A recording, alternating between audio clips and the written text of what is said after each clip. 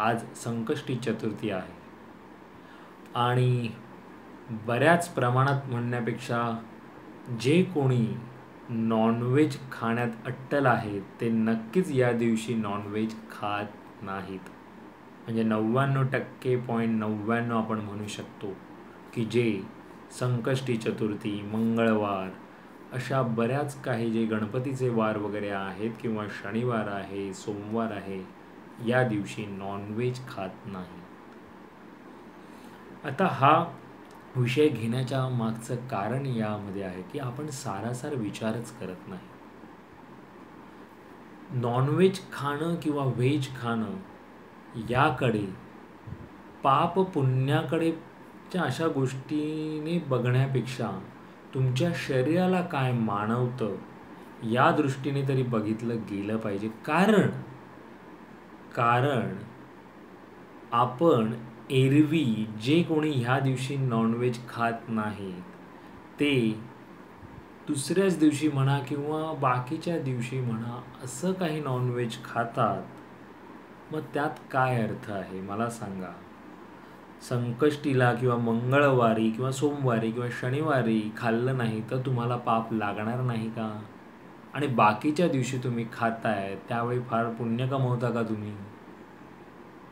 तर बघण्याचा दृष्टिकोन यामागे यावर आपलं चिंतन करायला हवं.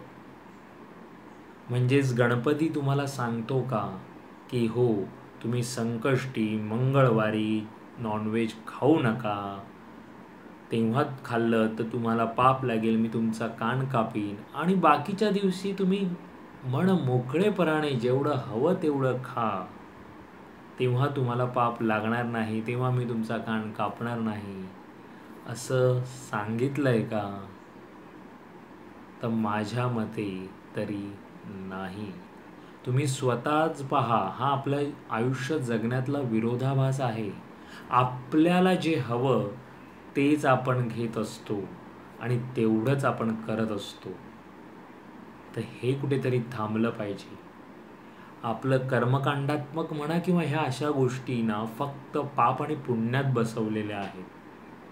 तुमच्या शरीराला काय हवंय काय नको याकडे पाहून तुम्ही काय खाल्लं पाहिजे, काय केलं पाहिजे हे ठरवलं पाहिजे. नॉनव्हेज खाणं हे शरीराला पचायला जड असतं आणि म्हणून ते प्रमाणात खाणं किंवा नाही खाणं हे उत्तम असतं. पण ज्यांना ठीक आहे पचवलं जातं, पचलं जातं, त्यांनी खायला काही हरकत नाही आहे. हां, पण हेच खाणारे लोक ह्या ज्या निव्वळ फापट पापपुण्याच्या गोष्टी करतात त्याला काही अर्थ नाही आहे. जर तुम्हाला पाप लागणार असेल, संकष्टीला तुम्ही खाल्लत किंवा मंगळवारी खाल्लत, तर तुम्ही ज्या दुसऱ्या दिवशी पण खातायत त्या दिवशीही तुम्हाला पाप लागणार आहे. त्यामुळे हा विरोधाभास आयुष्यात मधला जगण्यातला थांबवण्याचा प्रयत्न करा किंवा तुम्ही स्वतः पहा, याच्यावर विचार करा, याच्यावर चिंतन करा की आपण असे का वागतो आहोत, कसं वागायला पाहिजे, मग कसा विचार करायला हवा.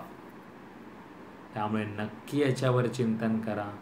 पुन्हा भेटू उद्या एका नवीन विषयासोबत. तोपर्यंत नमस्कार.